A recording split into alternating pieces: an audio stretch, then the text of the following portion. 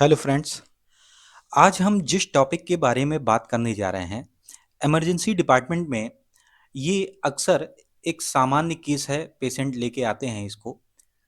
तो केस कौन सा है? Dog bite and rabies. A patient came in emergency department with dog bite. एक पेशेंट आपके इमरजेंसी डिपार्टमेंट पर आप बैठे हैं, तो आपके पास एक पेशेंट आता है जिसको कुत्ते ने काट लिया है। तो आपके दिमाग में ये आना चाहिए कि हम इसके लिए कौन सा उपचार करेंगे। तो इसके लिए हम दो काम करते हैं। पहला काम क्या है? Local treatment. लोकल ट्रीटमेंट का क्या मतलब है? लोकल ट्रीटमेंट का मतलब ये है कि जिस जगह पर डॉग ने बाइट किया है, जिस जगह पर डॉग ने बाइट किया है, उस जगह पर हम कौन सा उपचार कर रहे हैं। और दूसरा है कि डॉग के बाइट करने के बाद जो वायरस, जो रेबीज वायरस उस पेशेंट के बॉडी में इंट्रोड्यूस हुआ है, उसके लिए हम कौन सा काम करने वाले हैं, दैट इज पैसिव इम्यूनाइजेशन। इन दो कामों को हम इन दोनों कामों को हम post exposure post exposure post exposure prophylaxis prophylaxis बोलते हैं। ठीक, यानी कि एक्सपोजर के बाद जो बचाव किया जा रहा है। ठीक, अब इसमें हम करेंगे क्या? सबसे पहला स्टेप है कि हम लोकल ट्रीटमेंट में करते क्या है। तो जहां पर डॉग ने बाइट किया है वहां पर घाव हो जाएगा, वुंड हो जाएगा। तो उस वुंड की क्लीनिंग करेंगे, यानी कि वुंड टॉयलेट या क्लीन द वुंड। ठीक, कैसे करेंगे? हम साबुन से उसको स्क्रब करेंगे और फिर पानी से उसको टैप वाटर से फ्लश कर देंगे। ऐसा क्यों करते हैं? क्योंकि जिस स्थान पर डॉग ने बाइट किया है वहां पर उसका सैलाइवा होगा। तो उस सैलाइवा को हम अच्छे से रिमूव करने के लिए उस सैलाइवा को अच्छे से रिमूव करने के लिए हम साबुन से स्क्रब करके वाटर से फ्लश कर देते हैं। ठीक, नाउ इसके बाद सेकंड जो स्टेप करेंगे, वुंड को क्लीनिंग करने के लिए जो सेकंड स्टेप हम लेंगे वो है कि हम इसे केमिकल से क्लीन करेंगे। After removal of shop with water, chemical cleansing should be done. हमें केमिकल से उस घाव की सफाई करना है। कौन कौन से केमिकल अब दिमाग में आने चाहिए, कौन कौन से केमिकल यूज होते हैं। ठीक, तो पहला है 1 to 4% बेंजलकोनियम क्लोराइड या 1% सेट्रीमोनियम ब्रोमाइड। इनसे क्या होता है कि उस स्थान पर जो रेबीज वायरस होंगे वो इनएक्टिवेट हो जाएंगे। ठीक है, वो रेबीज वायरस वो इनएक्टिवेट हो जाएंगे। अगर ये केमिकल हॉस्पिटल में अवेलेबल नहीं है तो हम नॉर्मल सैलाइन से वॉश कर देंगे और फिर पोविडन आयोडीन से हम उसको वॉश करेंगे, यानी कि बीटाडीन। ठीक, अब पहला स्टेप हमने कर लिया कि हमें वुंड की सफाई करनी है, घाव की सफाई करनी है। नाउ सेकंड स्टेप में हम क्या करेंगे? हम उस पेशेंट को टिटनेस टॉक्साइड का वैक्सीन देंगे। टिटनेस टॉक्साइड का वैक्सीन देंगे। अब पर्चे पे अगर लिखना है टिटनेस टॉक्साइड का वैक्सीन, कैसे लिखेंगे? लिखेंगे इंजेक्शन टीटी। टीटी यानी कि टिटनेस टॉक्साइड, वैक यानी कि वैक्सीन। ठीक, कितना देना है? 0.5 ml, 0.5 ml IM। IM का मतलब है इंट्रामस्कुलर, और स्टैट। स्टैट का मतलब है तुरंत देना है। ठीक, तो पर्चे पे हमको लिखना इस तरीके से है। मैं आपको बताते भी जाऊंगा कि किस तरीके से दवाओं को आपको पर्चे में लिखना है। ठीक है, नाउ अब इसके बाद जब टीटी वैक्सीन लग गई तो उसको हम एंटीबायोटिक्स का एंटीबायोटिक्स एडमिनिस्टर कराएंगे, ठीक, एंटीबायोटिक देंगे। तो इसमें जो फर्स्ट चॉइस रहती है एंटीबायोटिक की, फर्स्ट चॉइस क्या है? फर्स्ट चॉइस है एमॉक्सिसिलिन और क्लेवलोनिक एसिड का combination. Amoxicillin, amoxicillin plus clavulanic, clavulanic acid. Now ये जो एमॉक्सिसिलिन और क्लेवुलोनिक एसिड है, इसको हमें देना कितना है? क्योंकि ये दोनों ब्रॉड स्पेक्ट्रम एंटीबायोटिक हैं, ठीक। तो इनको देने के लिए इनकी जो डोज होती है वो 40 M G, 45 M G, 40 to 45 M G per K ji per day होती है इन डिवाइडेड डोज, ठीक है। तो जैसे अगर एक अगर एक 60 किलो का 60 किलो का व्यक्ति है, ठीक।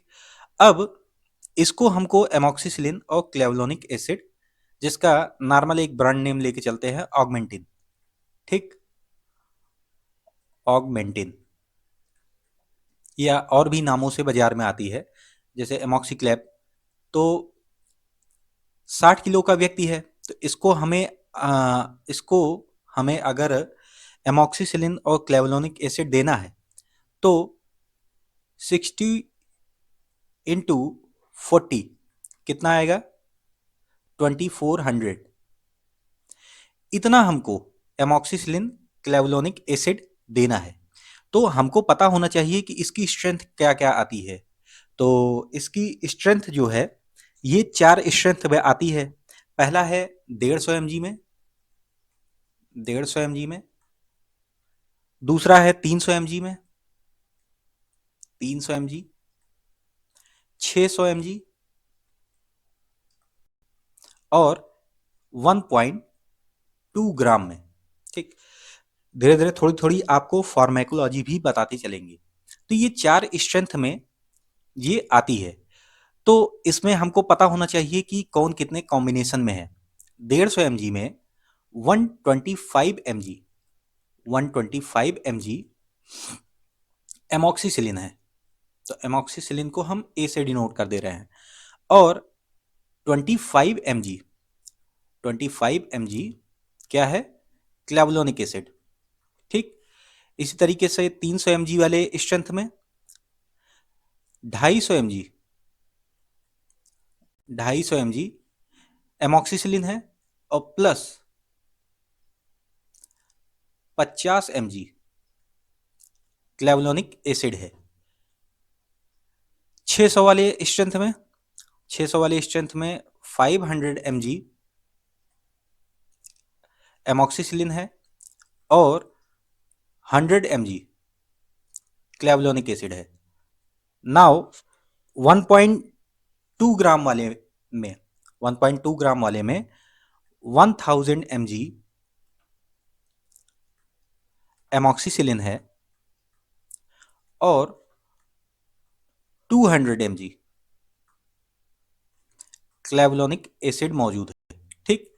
तो हमने एक 60 किलो के व्यक्ति में हमको जो ऑगमेंटिन देना था वो हमने 2400 एम जी हमने कैलकुलेट किया। तो हम इसको 1.2 ग्राम वाली 1.2 ग्राम वाली ऑगमेंटिन या एमॉक्सिसिलिन क्लेवलोनिक एसिड हम इसको कितनी बार दे सकते हैं? 2 बार बीडी में, ठीक। तो इसको लिखना रहेगा, कैसे लिखेंगे? इंजेक्शन ऑगमेंटिन, ऑगमेंटिन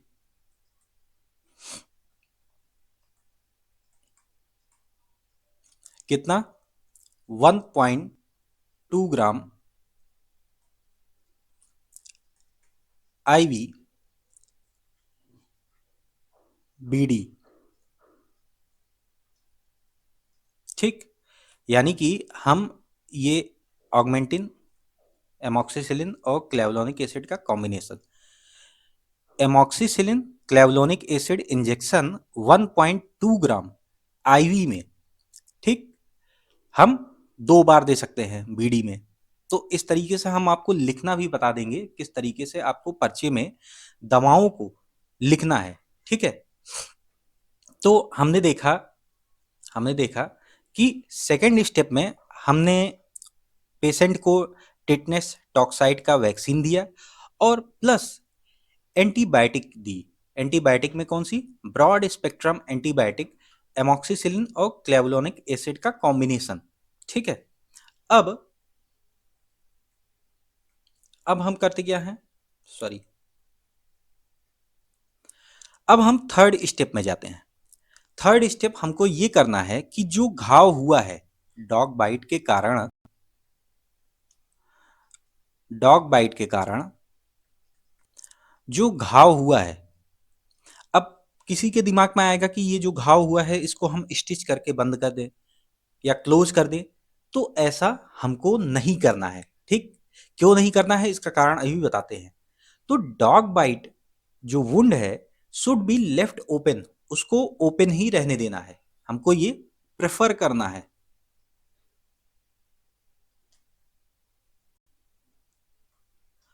इसको हमको प्रेफर करना है कि उस डॉग बाइट वुंड को हमको क्लोज नहीं करना है, जिससे कि उसमें एनएरोबिक बैक्टीरिया ग्रो ना कर सके, ठीक है।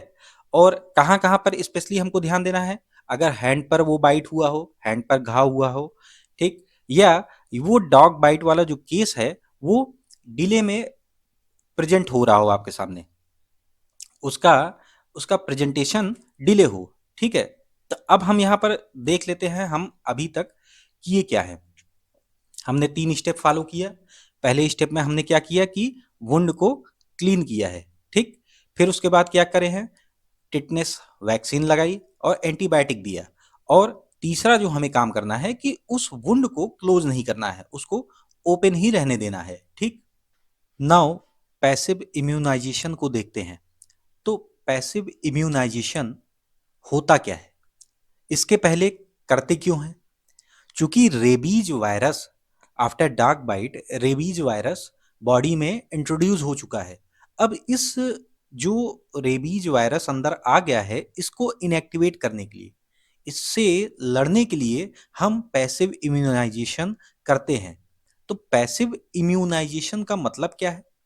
पैसिव इम्यूनाइजेशन का मतलब है कि पहले से बनी बनाई एंटीबॉडी हम उस पेशेंट के अंदर इंट्रोड्यूस करेंगे, ठीक। एंटीबॉडी यानी कि इम्यूनोग्लोबुलिन, ठीक। तो ये जो प्री फॉर्म्ड एंटीबॉडीज हैं, ये जो प्री फॉर्म्ड एंटीबॉडीज हैं, इसको या तो इक्वाइन से, इक्वाइन मतलब कि घोड़े से, ठीक, हॉर्स से, या ह्यूमन से प्राप्त किया जाता है। जो इक्वाइन से बनी हुई एंटीबॉडीज है, ठीक, उसको कहते हैं एंटी रेबीज सीरम। और ह्यूमन से बनी हुई HRIG यानी कि ह्यूमन रेबीज इम्यूनोग्लोबुलिन, ठीक है। तो इन दोनों में प्रेफर जो है, सबसे ज्यादा प्रेफर इसी को किया जाता है,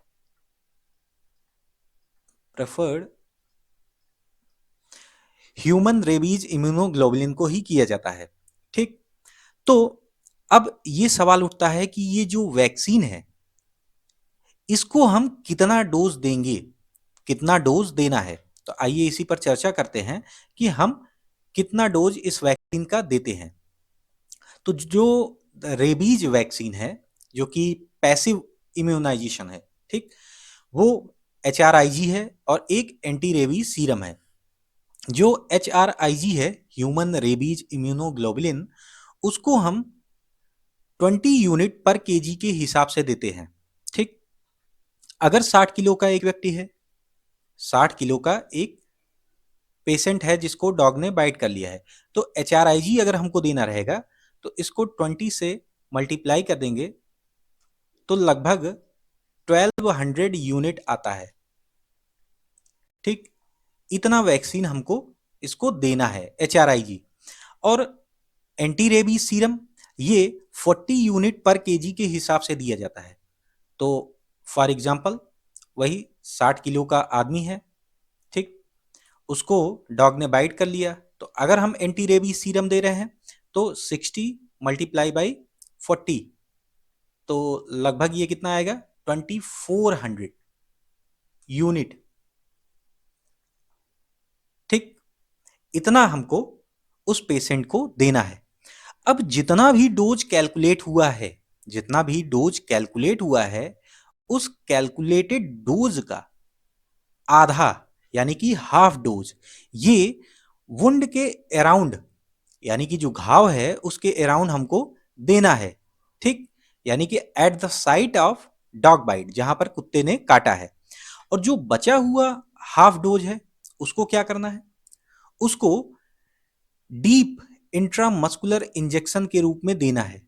प्रेफर किया जाता है ग्लूटियल मसल को, और एंटीरियर थाई में भी दिया जा सकता है, लेकिन ग्लूटियल मसल को प्रेफर किया जाता है, ठीक। इंट्रामस्कुलर यानी कि मसल्स के अंदर हमको देना है इसको इंजेक्शन। अब कुछ चीज एंटी रेबीज सीरम के लिए, कि ये जो एंटी रेबीज सीरम है, चूंकि ये एनिमल्स से प्राप्त हो रहा है, एनिमल्स से प्राप्त हो रहा है, तो इसका कोई एडवर्स इफेक्ट ना हो, कोई एलर्जिक रिएक्शन ना हो, इसके लिए हम सबसे पहले टेस्ट डोज दे करके देख लेते हैं। अगर एलर्जिक रिएक्शन होती है तो हमको नहीं देना है, या कोई एनाफाइलेक्टिक शॉक डेवलप होता है तो उसको ट्रीटमेंट हमको करना रहेगा, ठीक।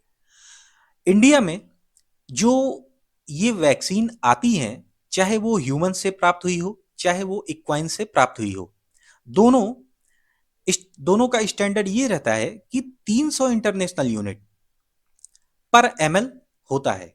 यानी कि अगर जैसे हमने 2400 एंटी रेबीज सीरम को कैलकुलेट किया था, तो 300 इंटरनेशनल यूनिट 1 ml में होता है। तो इसको हम ml में जब कन्वर्ट करेंगे, कितना ml आएगा, 300 से डिवाइड कर दो, तो लगभग 8 ml 8 ml anti rabies serum 60 kilo व्यक्ति को देना रहेगा। और अगर हम HRIG देना चाहेंगे तो HRIG को मैंने बताया था 60 किलो के पेशेंट में, 60 kg पेशेंट में अगर हमको HRIG देना है, ठीक, तो वही था कि 1200 यूनिट आ रही थी। इसको अगर हम ml में कन्वर्ट करेंगे तो कितना होगा, तो 300 से डिवाइड कर दो, तो 0 3 चौक 12, तो 4 ml HRIG वाला वैक्सीन देना पड़ेगा, और एंटी रेबीज सीरम वो 8 ml देना रहेगा। अब इस 8 ml का हाफ जो है, हाफ यानी कि 4 ml हमको वुंड के अराउंड इन्फिल्ट्रेट करना है, ठीक, वहां पे लगाना है। और बचा हुआ जो 4 ml है, जो बचा हुआ 4 ml है, इसको ग्लूटियल मसल में हमको इंजेक्ट करना होगा। इसी तरीके से जो 4 ml HRIG हमने निकाला है, इसका 2 ml कहाँ देंगे, वुंड के अराउंड हमको इन्फिल्ट्रेट करना है। और बचा हुआ 2 ml क्या करना है, इसको डीप इंट्रामस्कुलर इंजेक्शन के फॉर्म में ग्लूटियल मसल में देना होगा। अब आप समझ गए होंगे इसको पूरी तरीके से, डोज कैलकुलेशन, ठीक। और ये बहुत इंपॉर्टेंट होता है जब आप इमरजेंसी डिपार्टमेंट बैठेंगे और डॉग बाइट के केस आएंगे, तब आपको ये डोज कैलकुलेशन में बहुत ही फायदेमंद रहेगा, ठीक। ये पूरा जो पढ़ा रहे हैं ये बहुत ज़्यादा इंपॉर्टेंट है, तो इसको समझने की कोशिश करिए। अब ये जो वैक्सीन हम दे रहे हैं, इसको विद इन 24 आवर से लेकर के 7 डेज, अप टू 7 डेज तक हम दे सकते हैं।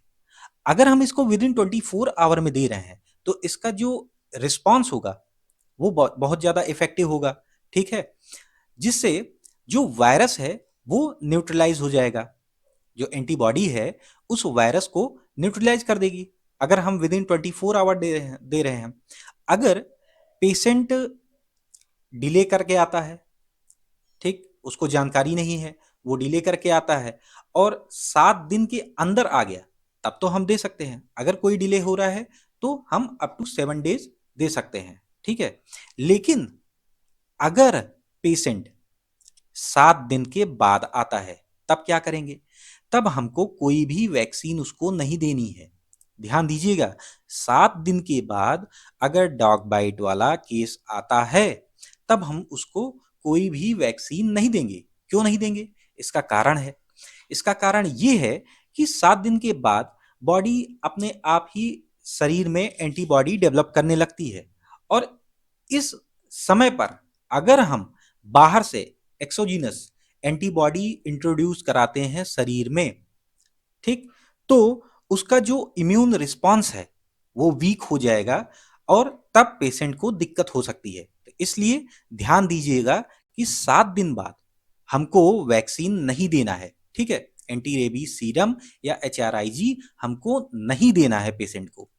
अब आगे चलते हैं।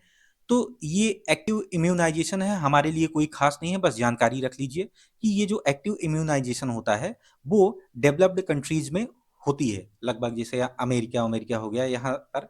चूंकि यूरोप कंट्रीज में जो भी चीज़ें डेवलप होती है उसके बाद ही इंडिया जैसे एशिया वाले इधर जो है आता है। तो डेवलप्ड कंट्रीज में एक्टिव इम्यूनाइजेशन होता है रेबीज के लिए, वहां पर ह्यूमन डिप्लॉयड सेल वैक्सीन लगाई जाती है इसके लिए, और भी दूसरी वैक्सीन्स खोजी गई हैं, ठीक। लेकिन अपने यहाँ पैसिव इम्यूनाइजेशन किया जाता है और HRIG को प्रेफर किया जाता है, नहीं तो एंटी रेबीज सीरम ही लगाया जाता है। नाउ अब हम रेबीज वायरस के बारे में देख लेते हैं, ठीक, कि रेबीज वायरस होता क्या है। देखो, ये जो रेबीज बीमारी है ये ब्रेन का एक्यूट वायरल इन्फेक्शन है। जो रेबीज है वो RNA वायरस के कारण होता है, जो कि रैप्टो वायरस फैमिली का सदस्य है, ठीक। ये लगभग सारे मैमल्स को अफेक्ट करता है। ये जो वायरस है ये लगभग सारे मैमल्स को अफेक्ट करता है। नाउ इसका ट्रांसमिशन कैसे होता है? इसका ट्रांसमिशन इस तरीके से होता है बेटा कि जो इन्फेक्टेड एनिमल होंगे जब वो बाइट करते हैं किसी आदमी को या किसी व्यक्ति को, जब बाइट करते हैं तो उनके सैलाइवा में मौजूद ये वायरस, इनके उनके सैलाइवा में मौजूद वो वायरस उस स्थान पर जहां पर वो बाइट करते हैं वहां पर इंट्रोड्यूस हो जाता है, ठीक। तो saliva containing the virus through the bite of infected animal, ठीक। अब जो ये एनिमल्स हैं वो कौन कौन से एनिमल्स हैं जो कि इस वायरस को स्प्रेड करते हैं? तो सबसे पहला हमको नाम आएगा डॉग का, क्योंकि डॉग बाइट हमने पढ़ाया है। तो डॉग जो है मोस्ट इंपॉर्टेंट वेक्टर है। आप शहरों में चले जाइए, वहां पर डॉग्स हैं, बहुत ज़्यादा डॉग्स रहते हैं, स्ट्रीट डॉग्स, ठीक। तो वो सारे लोग वैक्सीनेटेड नहीं रहते हैं, तो वैक्सीनेटेड ना होने के कारण वो इस इन्फेक्शन को फैला सकते हैं, इस इन्फेक्शन को स्प्रेड कर सकते हैं। ना दूसरे वेक्टर्स कौन कौन से हैं? दूसरे वेक्टर्स में बैट हो गए, मंकी, कैट्स। तो इनके भी बाइट करने पर हमें रेबीज का टीका लगवाना आवश्यक है। इनसे भी रेबीज वायरस शरीर में जा सकता है, ठीक। अब हम इसकी पैथोजेनेसिस देखते हैं कि ये फैलता कैसे है। पैथोजेनेसिस,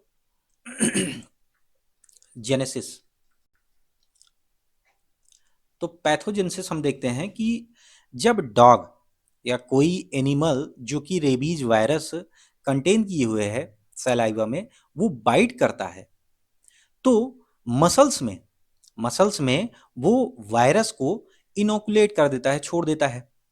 अब मसल्स में जाने के बाद क्या होगा कि वो वायरस रेप्लिकेट करना चालू कर देते हैं।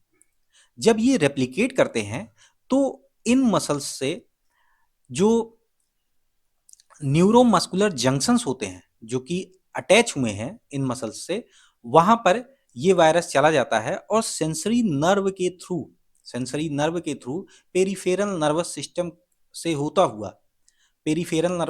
होता हुआ ये स्पाइनल कॉर्ड और फिर ब्रेन में ये पहुंच जाता है। ठीक। और ब्रेन में पहुंचने के बाद वहां पर इन्फेक्शन करना चालू कर देता है। ठीक। और वहां से फिर से ये नर्वस सिस्टम के थ्रू दूसरे ऑर्गन्स में फैलना चालू चालू कर देता है, जैसे आई में हो गया, सैलिवरी ग्लैंड में हो गया, ठीक, स्किन में हो गया। तो यहाँ सब ये फैलना चालू कर देगा। ठीक। कैसे हुआ कि डॉग ने बाइट किया, जो न्यूरोमस्कुलर जंक्शन थे उसके थ्रू होता हुआ सेंसरी नर्व के थ्रू ये स्पाइन में, और स्पाइन से ये सेंट्रल नर्वस सिस्टम में इसमें इसने इन्फेक्शन कॉज कर दिया। ठीक। अब इस इन्फेक्शन से होता क्या है? ठीक। तो सबसे पहले ये जान लीजिए कि इसका जो इनोकुलेशन पीरियड है, इनोकुलेशन पीरियड का मतलब है कि कब तक ये वायरस शरीर में रहेगा, वहां पर प्रोलिफरेट करेगा, सिम्टम अभी चालू नहीं हुए हैं। ठीक। तो ये लगभग 20 से 90 दिन तक, और कभी कभी ये अप टू 1 ईयर तक प्रोलिफरेट करता रहता है शरीर में। ठीक। और अगर कोई इस रेबीज से इन्फेक्ट हो गया है तो वो दो फॉर्म में प्रेजेंट होता है। पहला तो है इंसेफ्लाइटिक फॉर्म। ठीक। इंसेफ्लाइटिक फॉर्म। और दूसरा क्या है? दूसरा है पैरालिटिक फॉर्म।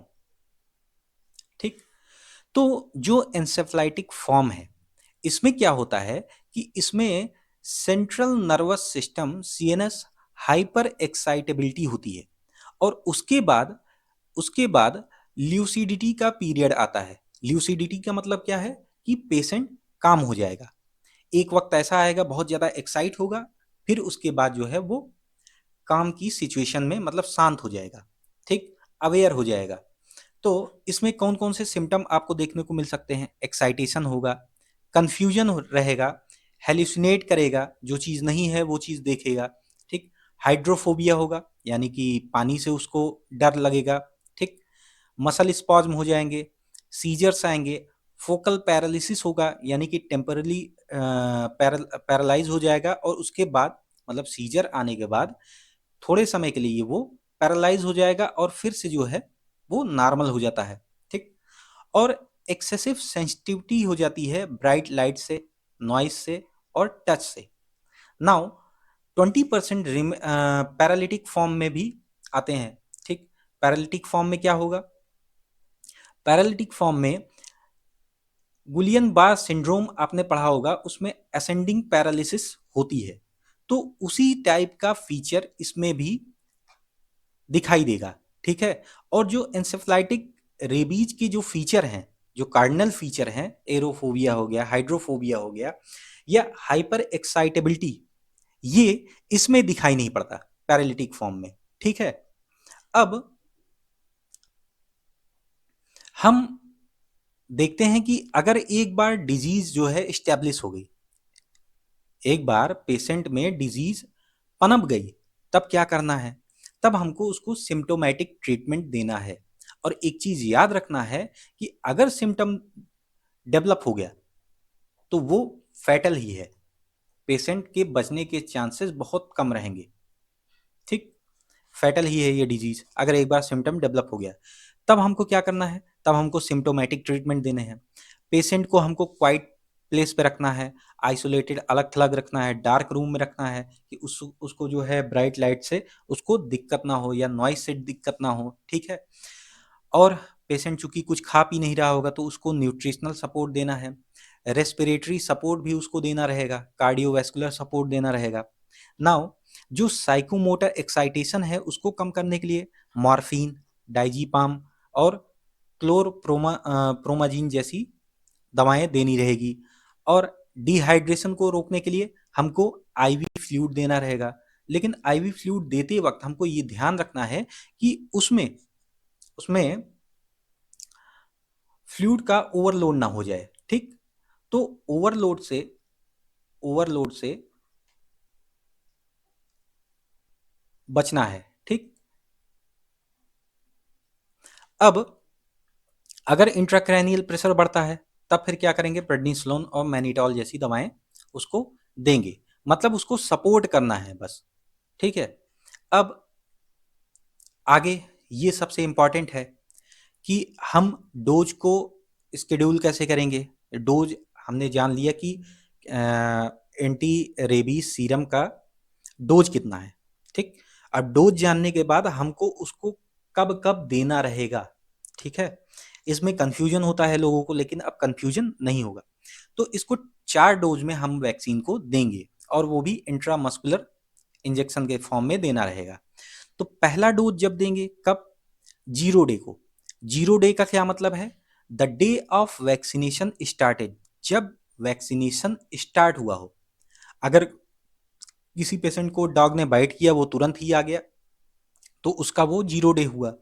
या अगर वो विद इन 7 डेज आता है, तो जिस दिन आएगा वो उसका 0 डे होगा, ठीक। तो the day of vaccination started या the day of the bite, ठीक, जब कुत्ते ने उसको काटा है। अब फर्स्ट डोज देने के बाद जो बची हुई तीनों डोज हैं, उसको हमको विद इन 14 डेज में हमको देना है, ठीक। तो सेकेंड डोज हमको 3rd डे में देना है, और थर्ड डोज उसको 7th डे में देना है। फोर्थ डोज उसको 14th डे पर देना है। तो 4 से आप याद रखिएगा 14th, थर्ड वाले में 7, ये आपको नॉर्मली याद हो जाएगा, इसके लिए कोई ट्रिक की आवश्यकता नहीं है। अब जब आप पर्चे में मेंशन करेंगे, पर्चे में हमको जब मेंशन करना रहेगा, तो हमको क्या करना रहेगा कि यहाँ पर कंप्लेंट ऑफ लिखेंगे कि डॉग बाइट या मंकी बाइट किस डेट को हुआ है, वो मेंशन करना रहेगा। प्लस जब हम एंटी रेबीज सीरम हम देंगे, ठीक, तो उसको वहाँ जिस डेट पर देना रहेगा वो डेट हम मेंशन कर देंगे, ठीक। उसके बाद जो बची हुई तीनों डोज हैं, उसको भी हमको मेंशन कर देना है, ठीक है। और जिसके आगे जो डोज दे दी गई है उस पर टिक लगा देना है, ठीक, ये कि ये जो है डोजिंग हो गई है। अब अगर कोई इम्यूनो कंप्रोमाइज्ड पेशेंट है, जैसे कि एड्स का पेशेंट, डायबिटीज का पेशेंट, या जो कि स्टेरॉइड पे है, या जिनकी एज बहुत ज़्यादा है, जिनका इम्यून सिस्टम वीक है, इन सब केसेस में इम्यून सिस्टम वीक ही है, ठीक। तो उनको WHO वाले ने 5th डोज रिकमेंड किया है। अब वो 5th डोज देनी कब है, 19th डे पर हमको वो 5th डोज देना रहेगा, ठीक है। नाउ प्री एक्सपोजर प्रोफाइलैक्सिस क्या होता है, PrEP, प्री एक्सपोजर प्रोफाइलैक्सिस, यानी कि एक्सपोजर से पहले हमको बचाव करने के लिए क्या करना है, ठीक। तो ये उन लोगों को दिया जाता है जो कि हाई रिस्क रहते हैं, हाई रिस्क रहता है जिनका, वो कांटेक्ट में रहते हैं एनिमल्स के, जैसे कि वेटरनरी डॉक्टर, ठीक, और लेबोरेटरी रिसर्च वर्कर जो हो गए, या जो कि एनिमल्स को हैंडल कर रहे होंगे, ठीक, उन लोगों को हम प्री एक्सपोजर प्रोफाइलैक्सिस देते हैं, ठीक, पहले से ही बचाव करके रखना है। तो इनमें रेदर देन 4 हम इनको 3 डोज में वैक्सीन देते हैं। पहला 0 डे वैक्सीन, फिर 7 डे पे वैक्सीन, और या तो 21th पे या 30 पे, यानी कि 30वें दिन हम उसको वैक्सीन देंगे। और वैक्सीन देने के बाद हम इसका टेस्ट करा लेंगे सीरम न्यूट्रलाइजिंग एंटीबॉडी, ठीक। और अगर इसका जो टाइटर आता है वो हम नोट कर लेंगे, ठीक है, वहाँ पर्चे पे मेंशन कर देंगे। फिर उसके रिस्क के लेवल के आधार पर कि वो किस तरीके के रिस्क में है, तो 2 से 6 साल के अंदर हम उसका फिर से ये टेस्ट रिपीट करेंगे। अगर टाइटर लेस देन 0.5 इंटरनेशनल यूनिट पर ml आता है, तब हम क्या करेंगे, उसको बूस्टर डोज हम दे देंगे। नाउ एक क्वेश्चन लोगों के मन में ये रहता है, या मैं भी जब ओपीडी में था तब लोगों के मन में ये आता है कि भाई जानवर ने चाट लिया, लिक कर लिया, तब फिर क्या हमको ये वैक्सीनेशन देना है या लगाना है कि नहीं लगाना है। तो ऐसी स्थितियों में जब नॉर्मल स्किन है, वहाँ पर कोई कट मार्क नहीं है, कोई घाव नहीं है, वहाँ पर अगर जानवर लिक करता है तब उसमें कोई आवश्यकता नहीं है वैक्सीन लगाने की। लेकिन अगर कहीं कट मार्क है और वहाँ पर जानवर ने चाट लिया है खिलाते वक्त या कुछ करते वक्त, ठीक, लिख कर लिया है, तब फिर जो है हमको वैक्सीन देना है। या जो है खरोंच लिया है, ठीक, काट लिया है, तो इन सब में हमको वैक्सीन देना ही देना है। ठीक है।